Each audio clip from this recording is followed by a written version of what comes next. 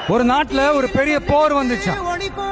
அப்ப அந்த நாட்டுல இந்த பவர்ஃபுல்லான தலைமை இல்லாம போனதுனால ஒரு பச்சை புள்ள கையில தான் அந்த பொறுப்பு இருந்துச்சு. அதனால அந்த நாட்டுல இருந்த அந்த பெருந்தலைகள்லாம் ரொம்ப பயந்துகிட்டு இருந்தாங்களாம். அந்த சின்ன பையன் அந்த நாட்டோட படையை நடத்துற பொறுப்பை ஏத்துக்கிட்டு போர்க்களம் போலாம்னு சொன்னானா.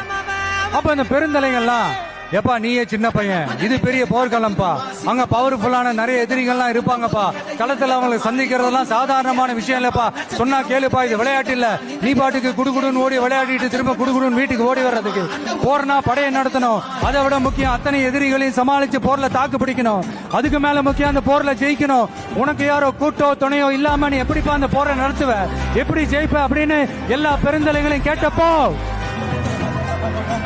எந்த பதிலும் சொல்லாம போருக்கு தனியா தன் படையோட போன அந்த பாண்டிய வம்சத்தை சேர்ந்த அந்த பையன் என்ன செஞ்சான்னு சங்க இலக்கியத்துல ரொம்ப நல்ல